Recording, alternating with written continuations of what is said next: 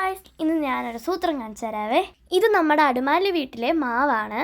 കൈ എത്തുന്ന പോലെ മാങ്ങ അയച്ചു കിടക്കുന്ന കണ്ടോ? നിങ്ങളുടെയൊക്കെ വീട്ടിലെ മാവ് കായ്ച്ചിട്ടുണ്ടോ? ചില സ്ഥലങ്ങളിലൊക്കെ മാങ്ങ കഴിയാറായി. എൻ്റെ അത്ര പോലും പൊക്കമില്ലാതെ ഇങ്ങനെ തൂങ്ങി കിടക്കുക. കുഞ്ഞു പിള്ളേർക്ക് വരെ വന്ന് പറിച്ചുകൊണ്ട് പോകും.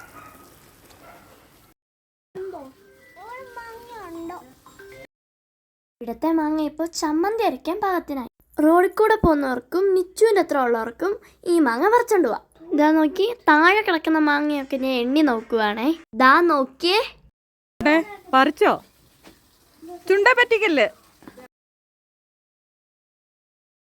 പച്ചക്ക് കഴിക്കാൻ ഈ മാങ്ങയ്ക്ക് അത്ര ടേസ്റ്റ് ഒന്നുമില്ല.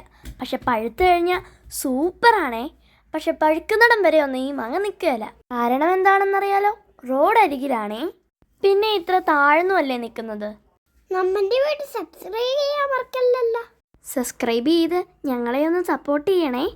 ബെൽ ബട്ടൺ അമർത്തി ഓളെന്ന് ക്ലിക്ക് ചെയ്യാൻ മറക്കരുതേ. നിച്ചു ഓടി വന്ന് ഒരെണ്ണം പറിച്ചുകൊണ്ട് ഓടിപ്പോയി. അത് അവിടെ നിന്ന് ഓടി വരുന്നുണ്ടേ. പറിച്ചുകൊണ്ടൊരു മാങ്ങ പറിച്ചല്ലേ? പറിച്ചായിരുന്നോ? ഇല്ല, കള്ളം പറയുക. ഇവിടെ നിന്ന് ഒരെണ്ണം പറിച്ചുകൊണ്ട് പോയി നിച്ചു. ആണ് നിരത്ത്. ഇത് കണ്ടോ?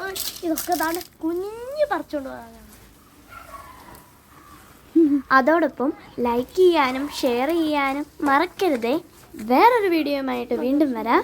അതുവരെ ബൈ ബൈ.